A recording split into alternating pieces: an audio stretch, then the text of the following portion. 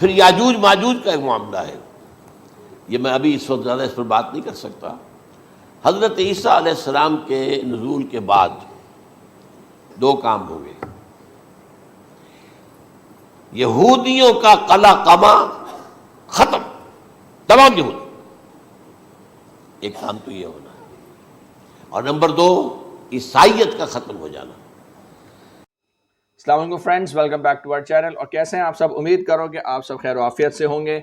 آج جو ہم ویڈیو آپ لوگ لے کے آئے ہیں وہ کرنٹ ٹائمز میں جو بھی معاملات اسرائیل اور فلسطین کے اندر چل رہا ہے، اور جو رائٹ ہائفر سے لے کر دجال کے آنے کی جو باتیں ہو رہی ہیں، اور اس کے بعد قیامت کے قریب آنے کے بارے میں لوگ سوچ رہے ہیں، تو اسی کے بارے میں ہم نے سوچا ایک اور ریاکشن ویڈیو آپ کے لیے لے کے آئے۔ ڈاکٹر اسرار صاحب کا بیان ہے یہ، ڈاکٹر اسرار صاحب کے اوپر آج کل ہم ریاکشن کر رہے ہیں ان کی ویڈیوز کے اوپر، اور جو ہم نے پلے لسٹ بنائی ہے اس کا جو لنک ہے وہ میں نے ڈسکرپشن میں ڈال دیا، آپ جا کے وہ چیک آؤٹ کر سکتے ہیں۔ آپ کو تمام ویڈیوز جا کے مل جائیں گی جس پہ ہم نے ڈاکٹر اسرار صاحب کی ویڈیوز کے اوپر ریاکشن کیا ہے۔ بہت بہترین بیان ہوتا ہے، انہوں نے قرآن و حدیث کی روشنی میں آج سے تقریباً 20-25 سال پہلے جو باتیں کی ہیں وہ آج سچ ثابت ہوتی ہوئی نظر آ رہی ہیں۔ تو میں نے سوچا کیوں نہ ایک اور ویڈیو پہ اسی سے ریلیٹڈ جو ٹاپک ہے اس کے اوپر ریاکشن کیا جائے۔ آج جو ٹاپک ہے جس کے اوپر ہم ریاکشن کرنے جا رہے ہیں وہ ہے قیامت کی 7 بڑی نشانیاں۔ قیامت کی 7 بڑی نشانیاں، جو نشانیاں پوری ہوں گی اس کے بعد قیامت آئے گی، اس کے اوپر ڈاکٹر اسرار صاحب کا کیا بیان ہے۔ تو چلیے سنتے ہیں، لیٹس بگن دا ویڈیو۔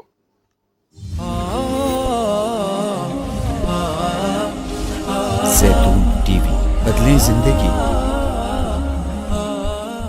علامات کبریٰ کا ذکر، بڑی علامتیں جو کہ بالکل خرق عادت کے انداز میں ہوگی، جن کا معاملہ جو ہے وہ آپ کے ناپ تول میں نہیں آ سکتا، آپ کی کیمسٹری فزکس اس کا جو ہے وہ نہیں کر سکتی، ادراک ہوگا یہ قیامت کی۔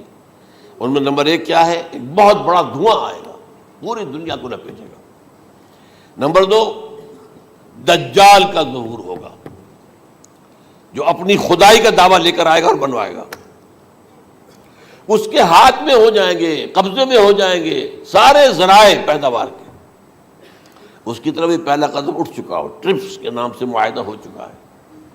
کوئی ملک اپنا بیج پیدا نہیں کر سکتا ہو، یہ بیج ہم نے ڈیولپ کیے ہیں۔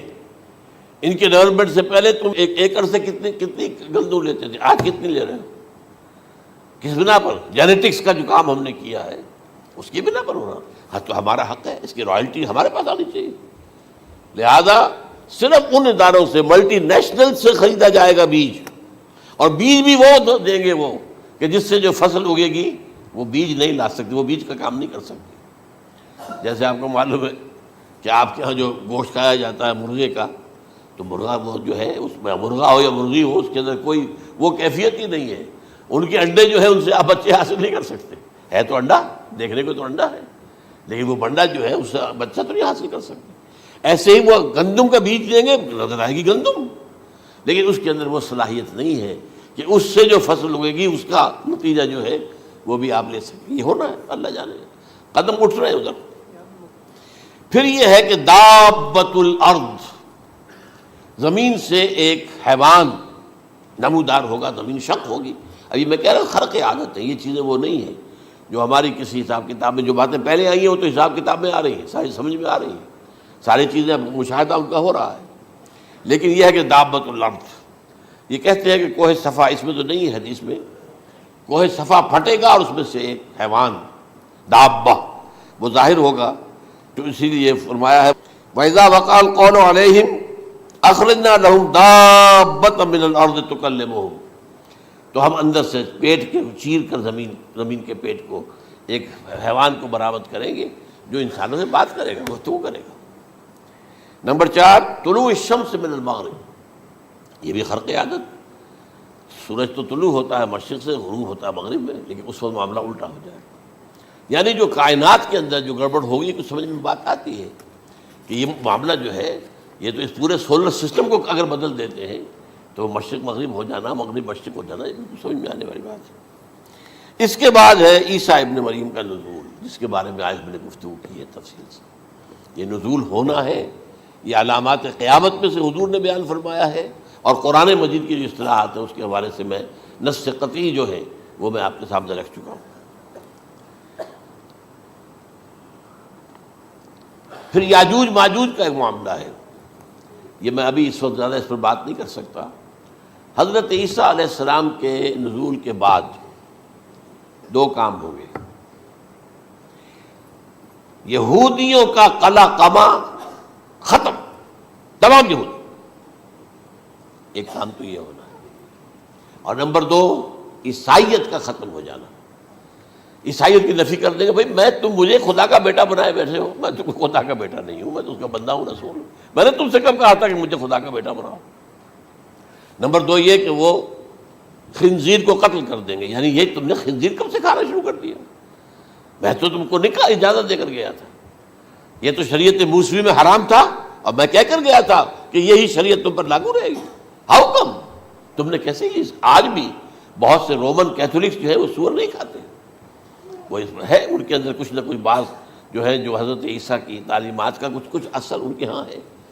میں تو ایک مرتبہ، یہ 1971 کی بات ہے، 4-5 دن کے لیے برسلز میں رکا تھا، اس لیے کہ وہاں مجھے ایک صاحب نے خط لکھا تھا کہ وہاں ایک نوجوان ہے، ابھی اس ایمان لایا ہے، اور اس کے کچھ مسائل ہیں، ہم کوشش کر رہے ہیں ان کے مسائل حل کریں، آپ بھی جا رہے ہیں. میں انگلینڈ جا رہا تھا تو واپسی پر آپ ان کے یہاں چند دن ٹھہرے. میں حیران ہوا. ویسے اس نے مجھے اپنے گھر ٹھہرایا نہیں، اس لیے کہ ماں باپ تو اس کے کرسچن تھے، اور پولیس کا چیف آفیسر اس کا باپ تھا، چیف آف پولیس فورس. اس نے مجھ سے ایک دن کھانے پہ بلایا، میں سے ہوٹل میں ٹھہرایا مجھے. اس نے کہا آپ اطمینان سے یہاں کھانا کھائیں، اس گھر میں نہ آج تک کوئی شراب کی بوند آئی ہے اور نہ ہی کوئی بوٹی آئی ہے سور کی. Roman Catholics. اب اکلوتا بیٹا تھا یہ عبدالعزیز، اس نے بعد میں نام رکھا، وان کینٹر اس کا نام تھا جو کہ اوریجنل تھا، پھر اس نے نام رکھا عبدالعزیز وان کینٹر، پرانا نام بھی باہر رکھا. نہایت خوبصورت. 28 سال کی عمر تھی، اور اس وقت میں نے دیکھا تھا کہ اس کی فقہی معلومات جو ہے میری معلومات سے 10 گنا زیادہ. اس کی وجہ کیا ہے؟ وہ گیا تھا موراکو میں ایز اے ٹیچر ملازمت کرنے، پیسہ کمانے. وہاں وہ مسلمانوں سے اس کا ہوا رفت ضبط ہوا، اسلام کی تعلیمات سامنے آئی، اسلام لے آیا. اب اکلوتا بیٹا ہے، اور ماں باپ جو ہے کرسچن کیتھولکس. جب وہاں سے واپس آیا تو پھر کہتے ہیں کہ ہمارے درمیان ایک معاہدہ ہے، وی آر لیونگ ٹوگیدر، لیکن یہ معاہدہ ہے ہم مذہب پہ بات نہیں کریں گے، بس باقی جو بھی ہے وہ ساتھ رہ رہے ہیں. لیکن میں حیران ہوا، مجھے معلوم نہیں تھا. اچھا اس کے بعد اس نے جب اسلام کا فیصلہ کیا تو اس کے سامنے سوال آیا کون سی فقہ اختیار کروں؟ تو اس نے بڑی جو ہے تھورو اسٹڈی کی ہے تمام فقہوں کی، کمپیریٹو اسٹڈی. ان کو کرنے کے بعد پھر فائنل فیصلہ اس کا یہ تھا کہ حنبلی فقہ میں اختیار کروں. چاروں فقہوں میں سب سے لیٹسٹ حنبلی ہے، یعنی حنفی نمبر 1، پھر مالکی نمبر 2، پھر اس کے بعد شافعی نمبر 3، پھر یہ امام احمد ابن حنبل ہے. اور امام احمد ابن حنبل کے زمانے تک احادیث بہت بڑے پیمانے پر جمع ہو چکی تھی، جبکہ ابھی حضرت امام ابو حنیفہ کے زمانے میں کوئی اتنا زیادہ جو ہے حدیث کا بھی ذخیرہ نہیں بنا تھا. اسی پر تو لوگ حیران ہوتے ہیں کہ زیادہ حدیث امام ابو حنیفہ کے علم میں نہیں تھی، لیکن مجال ہے کہ ان کا کوئی فتویٰ جو ہے کتاب و حدیث کے، کتاب اور سنت کے خلاف ہو. اگرچہ انہوں نے صاف کہا کہ اگر تم پاؤ کوئی ایسی سچی حدیث، پختہ حدیث جو میری کسی رائے کے خلاف ہو تو میری رائے کو دیوار پر دے مارنا اور اس صحیح حدیث کا پیروی کرنا. لیکن ویسے اس کے بعد یہ کمال یہ ہے کہ بہت ہی کوئی شاذ معاملہ ہے کہ جس میں ان کا کوئی فتویٰ وہ کتاب و سنت کے منافی ہو یا سنت کے منافی ہو. کتاب پہ تو سوال پیدا نہیں ہوتا، کتاب تو ساری ان کے سامنے موجود تھی. اس کے بعد یہ ہے کہ یاجوج ماجوج، اصل میں بتا رہا تھا آپ کو کہ جب عیسائیت بھی ختم ہو گئی، یہود ویسے ختم ہو گئے، استیصال ہو گیا، جڑ کٹ گئی. اب عیسائیت گویا کہ اسلام میں ضم ہو گئی. عیسائیت مذہب ختم، یہودی خود ختم. اب یہ طاقت کتنی ہو جائے گی؟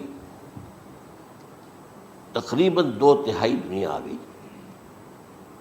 تمام اب عیسائی 2 ارب کے قریب ہیں، 1 ارب 90 لاکھ 90 کروڑ ہوں گے، یا مسلمان بھی 1 کروڑ 50-60 لاکھ ہیں. دونوں کو جوڑ لیجیے کتنے ہو گئے؟ 6 ارب کل آبادی ہے. لیکن اس کے بعد آتا ہے یاجوج ماجوج کا خروج. یہ یاجوج ماجوج میرے نزدیک چائنا اور رشیا ہے. ان کی مجموعی طاقت اتنی ہوگی اور یہ اس طرح آئیں گے ہر اونچائی پر سے اترتے ہوئے پھسلتے ہوئے. جیسے 1962 میں جب وار ہوئی تھی بٹوین چائنا اینڈ انڈیا 1962 میں, تو وہ اس وقت کا نقشہ جو آج بھی اخبارات میں پڑھتا تھا تو یہاں waves after waves of Chinese soldiers were coming down the slopes of Himalayas. یہ تو وہ ہے نا جن کی تعداد کا کوئی حساب نہیں ہے. اور رشیا اور یہ مل کر جو ہے, میرا اندازہ یہ ہے کہ جب پہلے ملحمۃ العظمیٰ ہوگی وہ عیسائیوں اور مسلمانوں کے درمیان, اس وقت یہ دونوں پاورز نیوٹرل رہے گی. لیکن غالباً یہ بات طے کر لیں گی کہ ویپنز آف ورلڈ جو ہے ماس ڈسٹرکشن یہ استعمال مت کرنا. اگر یہ ویپنز آف ماس ڈسٹرکشن استعمال کرو گے تو ہم میدان میں آ جائیں گے. اس میں وہ جنگ جب ہو چکے گی, پھر حضرت عیسیٰ کو فتح حاصل ہو جائے گی, اور پھر یہ کہ یہودیت ختم ہو جائے گی, عیسائیت بطور مذہب ختم ہو کر اسلام میں ضم ہو جائے گا, پھر وہ 40 برس کا عہد حکومت ہے حضرت عیسیٰ علیہ السلام. لیکن جب یہ فتح ہو جائے گی ان پر, اب یاجوج ماجوج آئیں گے اور اتنی تعداد میں آئیں گے کہ بحیرہ طبریہ جو ہے اس کا سارا پانی پی جائیں گے. یہ تو اگر آپ کو کبھی اندازہ ہو یا کوئی آپ جانیں ان لوگوں کو جو ان چینیوں سے واقف ہیں, وہ کہتے ہیں زمین پر ہلتی ہوئی کوئی چیزوں سے وہ چھوڑی چھوڑ کھا جائیں گے. جہاں وہ جاتے ہیں ایز اے لیبرر, وہاں کے جو سارے کتے ہیں ختم, ساری بلیاں ختم, ہر شے, وہ جو سانپ کھاتے ہیں ہر چیز کھاتے ہیں. اور یہ تمام ایسٹرن کنٹریز کے اندر ہوتا ہے. بڑی ڈیلیشس ڈشز ہیں یہ سانپ وغیرہ وغیرہ. اور یہ جس طرح کھا جائے, پانی پی, ایک قطرہ نہیں رہے گا اس پر. تو پھر جو ہے اللہ تعالیٰ اس وقت جو ہے اس میں ایک ایسی بیماری پیدا کرے گا, یہ سب مر جائے. یہ معجزے سے ہوگا. یعنی ان کے اوپر فتح جو ہے وہ عام لڑائی کے ذریعے سے نہیں ہوگی, بلکہ اس کے اوپر فتح جو ہوگی وہ اللہ تعالیٰ سے بوجھ, ایک بیماری پیدا ہوگی, سب مر جائے گا. اور اس کے بعد اللہ تعالیٰ ایسے پرندے بھیجے گا بڑی لمبی لمبی گردنوں والے, وہ ان سب کو کھا جائیں گے. جیسے ہمارے ہاں گدھ ہوتے ہیں وہ ان کو صاف کر دیں گے. ورنہ تو یہ ہے کہ پوری دنیا کے اندر جو بدبو اور جو پیدا ہوتا معاملہ اس سے, تو اس نوع انسانی کی بقا ممکن نہیں تھی. ان کے خاتمے کے بعد پھر یہ ہوگا کہ حکومت اسلامی جو ہے پوری دنیا میں حضرت مسیح علیہ السلام کی ہوگی. 45 برس وہ رہیں گے. اسی میں وہ کہلن بھی آ جائے گا, وہ فی المہد و کہلن جو میں نے شروع میں بیان کیا تھا. اسی میں پھر یہ ہے کہ وہ شادی بھی کریں گے, ان کی اولاد بھی ہوگی, اور پھر ان کا انتقال ہوگا تو حضرت حضور صلی اللہ علیہ وسلم کے حجرے میں, وہیں پر جہاں حضور اور ابو بکر اور عمر رضی اللہ تعالیٰ عنہم دفن, وہیں پہ ان کو دفن کیا جائے گا. اور قیامت کے دن حضور فرماتے ہیں کہ میں اور یہ تینوں ساتھ نکلیں گے. تو یہ ہے حالات و واقعات. بہرحال اس میں یہ ہے کہ یہ نوٹ کر لیجئے کہ جہاں تک ہمارے ہاں آج کل کا معاملہ ہے, میرے نزدیک میں یہ کہنے پر مجبور ہوں, جو رفع و نزول مسیح کو نہیں مانتا وہ کم سے کم منکر حدیث ضرور ہے. میں اس سے کم کا فتویٰ نہیں دے سکتا. اب یہ ہے کہ جو لوگ مہدی کو نہیں مانتے ان کا معاملہ میں مختلف سمجھتا ہوں. چند منٹ لے رہا ہوں آپ کے, اور اس لیے کہ ان کی حدیثیں صحیح ہیں میں نہیں ہیں, بخاری مسلم میں نہیں. اور یہ کہ بہرحال ان کا معاملہ جو ہے وہ ایسا نہیں ہے حضرت عیسیٰ کا. حضرت عیسیٰ کے آنے کا جو کچھ ہوگا وہ تو میں نے آپ کے سامنے بیان کر دیا. لیکن یہ ہے کہ حضرت مہدی ہمارے نزدیک اس میں خرق عادت کوئی ہے ہی نہیں. جیسے ہر صدی کے مجدد ہوتے ہیں, آخری صدی کے مجدد وہ ہوں گے, اور میرے نزدیک یہی آخری صدی ہے, اور اسی میں حضرت مہدی کا ظہور ہو جانا. سعودی عرب میں کوئی خانہ جنگی ہوگی کسی بادشاہ کے انتقال پر, اور پھر اس وقت یہ ظاہر ہوں گے. اس وقت ملک کے حالات کو سنبھالنے کے لیے لوگ ان کو زبردستی نکالیں گے, چھپے ہوئے ہوں گے ایک گھر میں. یہ حضرت ام سلمہ رضی اللہ تعالی عنہ کی روایت ہے کہ ایک بادشاہ کے انتقال پر یہ خانہ جنگی ہو جائے گی, اور ایک شخص مدینے سے بھاگ کر مکے میں چھپ جائے گا. یہ تو ہے ان کے الفاظ, میں توجیہ کر رہا ہوں. یہ لوگ ان کی طرف دیکھ رہے ہوں گے کہ یہ جو وقت آیا ہے فتنے کا ہماری قوم پر, ہمارے ملک پر, تو ان کی شخصیت ایسی ہے کہ یہ بیچ میں آئیں, صلح صفائی کرائیں, اور وہ جو ہے اس ذمہ داری سے بچ کر بھاگیں گے اور جا کر مکے میں چھپ جائیں گے. پھر لوگ انہیں تلاش کر کے نکالیں گے اور زبردستی ان کے ہاتھ پر بیعت کریں گے, ورنہ وہ اتنے بڑے منصب کو. اور پھر یہ بھی ہے, ایک حدیث میں آتا ہے یصلحو فی لیلۃ واحدہ, ایک رات میں ان کی مکمل اصلاح کر دیں گے. یعنی اگر کوئی تھوڑا بہت نقص اور عیب کوئی ہوا بھی, کوئی کمی کوتاہی ہوئی بھی, تو اللہ تعالیٰ ایک رات میں اصلاح کروا دیں گے. لیکن ہمارے نزدیک اس کے اندر کوئی خرق عادت ہے ہی نہیں. البتہ جو کہتے ہیں اہل تشیع وہ خرق عادت ہے کہ ان کے 12ویں امام جو ہے وہ بچپن ہی کے اندر اس خوف سے کہ جو بنو عباس بادشاہ ہیں وہ ان کو قتل کر دیں گے تو وہ ایک غار میں چھپا دیے گئے. اب وہ 1200 برس سے اس غار کے اندر چھپے ہوئے اور اس کے بعد وہ ظاہر ہوگی, وہ امام مہدی ہوں گے. اس میں خرق عادت ہے, لیکن میں یہ کہتا ہوں کہ محض خرق عادت کی بنیاد پر ہم اس کی نفی نہیں کریں گے. کیوں؟ کیا ہم یہ نہیں مانتے کہ اصحاب کہف 300 برس تک سوئے رہے؟ یہ کیا عام بات ہے؟ حضرت عزیر علیہ السلام اللہ نے انہیں موت دی, موت, اور 100 برس کے بعد زندہ کر کے اٹھا لیا. تو خرق عادت حضرت عیسیٰ کو ہم اتنا بڑا خرق عادت مانتے ہیں کہ اٹھا کر آسمان پر, تیسرے آسمان کے اوپر ہیں, موجود ہیں, اب بھی ہیں. شب معراج میں تیسرے آسمان پر حضور کی ملاقات ان سے ہوئی. تو یہ خرق عادت کی بنیاد پر نفی نہیں ہم کرتے. ہو سکتا ہے, لیکن یہ کہ اس کے لیے ہمارے پاس کوئی دلیل نہیں, کوئی احادیث نہیں, کچھ نہیں, اس لیے ہم اس کو نہیں مانتے. البتہ خود وجود جو ہے حضرت مہدی کا وہ کوئی عجیب بات نہیں ہے. وہ تو جیسے پہلے بھی آئے ہیں ہمارے مجددین, ایسے مجدد ہوں گے اور دین کو تازہ کر دیں گے. ایک صحیح اسلامی ریاست جو ہے وہ عرب میں قائم ہو جائے گی دوبارہ. حضور نے فرمایا وہ عدل اور انصاف سے عرب کو اسی طرح بھر دے گا جیسے کہ وہ اس سے پہلے ظلم اور جور اور زیادتیوں کے سے بھری ہوئی ہوگی. تو یہ کام ہوگا, یہ تو مجدد کا کام ہوتا ہی ہے اس حوالے سے. لیکن بہرحال میں نے پھر بھی کہا کہ اگر احادیث کی کمزوری کی وجہ سے کہ صحیح عین میں نہیں ہے, اگر کوئی شخص انکار کرے تو مجھے کوئی اعتراض نہیں ہے, ٹھیک ہے. لیکن جو حضرت عیسیٰ کے نفع سماوی اور حضرت عیسیٰ کے نزول کا انکار کرتا ہے وہ کم سے کم, میں انہیں اور آگے کوئی فتویٰ نہیں دیتا کہ وہ کافر ہو گئے یا یہ ہو گئے یا وہ ہو گئے, لیکن منکر حدیث کے لائن میں تو وہ لازماً کھڑے ہو گئے.